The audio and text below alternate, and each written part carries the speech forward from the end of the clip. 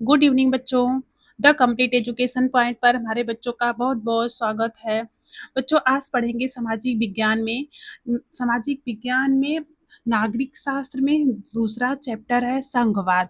आज उसके बारे में जानेंगे बच्चों। 20 बहुविकल्पी जो कि बहुत ही इंपॉर्टेंट क्वेश्चन है, आप लोगों के पेपर में बन सकते हैं इस चैप्टर से क्वेश्चन। तो लेके आए हैं नागरिक शास्त्र में संघवाद। देखते हैं इसमें पहला क्वेश्चन क्या है।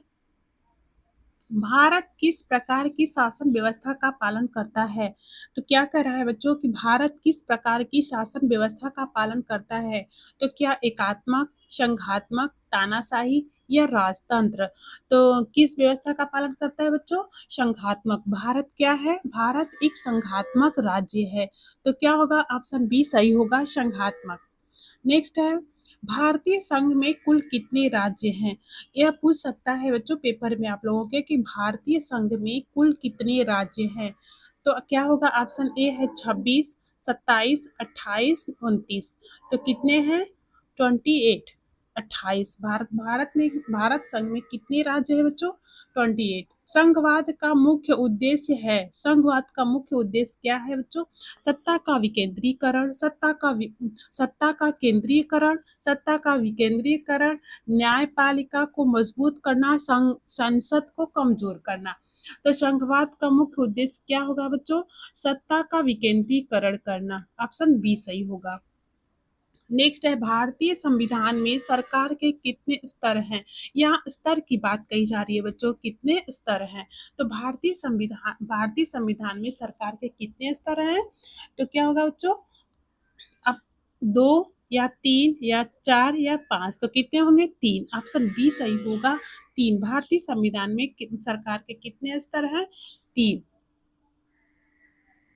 तीसरा स्तर, अगला क्वेश्चन है बच्चों, तीसरा स्तर स्थानीय सरकार कब जोड़ा गया था बच्चों? क्या 42वां संशोधन, 73 और 74वां संशोधन, 44वां संशोधन या 52वां संशोधन? तो कब जोड़ा गया था?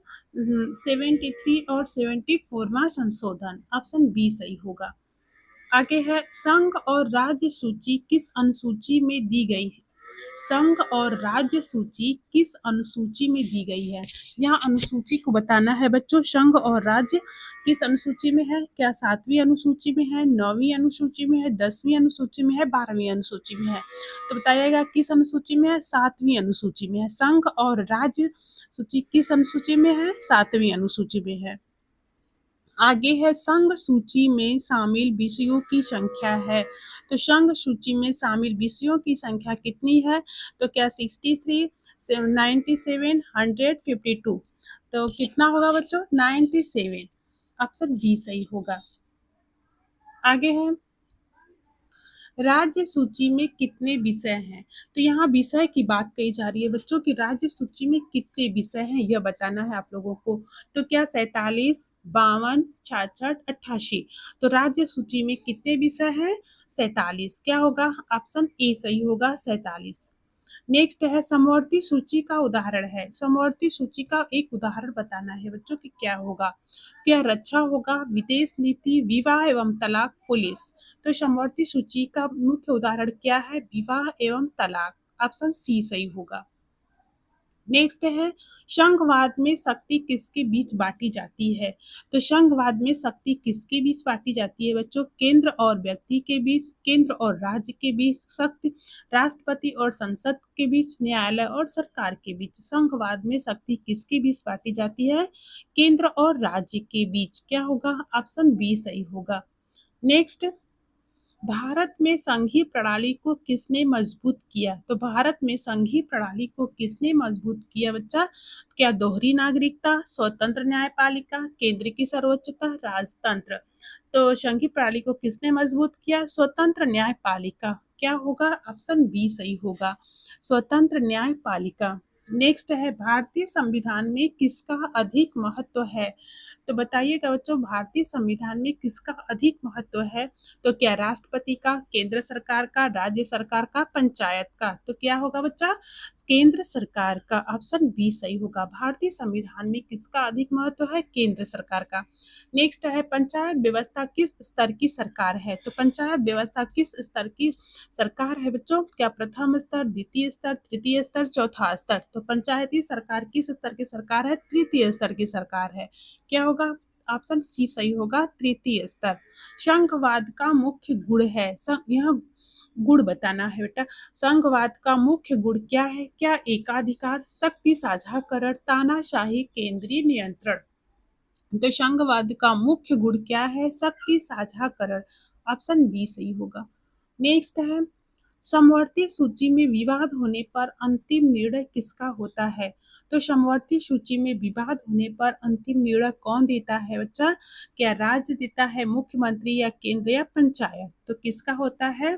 केंद्र का। अंतिम निर्णय किसका होता है बच्चों? समवर्ती सूची में अंतिम निर्णय केंद्र का होता है। किस देश में कमिंग टुगेदर संघवाद विकसित हुआ? किस देश में कमिंग टुगेदर संघवाद विकसित हुआ बच्चों? क्या भारत, बेल्जियम, अमेरिका, श्रीलंका? तो किस देश में हुआ? अमेरिका में। कमिंग टुगेदर के बारे में बच्चों बात कही जा रही है, तो यह किस देश में विकसित हुआ? तो अमेरिका में। नेक्स्ट है, भारत किस प्रकार का संघ है? तो ये भारत की बात कही जा रही है बच्चों, तो वह किस प्रकार का संघ है? तो क्या coming together, holding together, separating, combining? तो किसका है? होल्डिंग टुगेदर का। जो ऑप्शन बी सही होगा। जो बच्चों कमिंग टुगेदर है, यह किसका था? अमेरिका का। और भारत का क्या है? Holding together. नेक्स्ट है, स्थानीय निकायों को मान्यता किसने दी? स्थानीय निकायों को मान्यता किसने दी? क्या संविधान की प्रस्तावना, संशोधन, संसद, सर्वोच्च न्यायालय? तो स्थानीय निकायों को मान्यता किसने दी बच्चों? संशोधन। क्या होगा? ऑप्शन बी सही होगा। नेक्स्ट है, संविधान का रक्षक किसे कहा जाता है? संविधान की रक्षा कौन करता है बच्चों? क्या राष्ट्रपति, प्रधानमंत्री, सर्वोच्च न्यायालय, संसद? तो किसके संरक्षण में होता है? सर्वोच्च न्यायालय के। संविधान का रक्षक कौन है? सर्वोच्च न्यायालय। आगे है अगला क्वेश्चन, संघवाद की सफलता किस पर निर्भर करती है? तो संघवाद की सफलता किस पर निर्भर करती है बच्चा? एक दूसरे पर विश्वास के कारण, धन की कमी के कारण, केंद्र की शक्ति के कारण, राज्यों की कमजोरी के कारण। तो संघवाद की सफलता किस पर निर्भर करती है? एक दूसरे पर विश्वास के कारण। एक दूसरे पर विश्वास बनाए रखना ही सबसे बड़ी शक्ति होती है। तो क्या होगा? ऑप्शन ए सही होगा। यह हमारे 20 क्वेश्चन कंप्लीट होते हैं बच्चों संघवाद से। जितने भी मोस्ट इम्पॉर्टेंट क्वेश्चन संघवाद से बनने थे, सारे थे। अगला क्लास पाने के लिए चैनल को सब्सक्राइब करें। इसी तरह की हर चैप्टर से जितने भी इम्पॉर्टेंट क्वेश्चन होंगे बच्चों, अगली हर क्लास में लेके आएंगे। Thank you.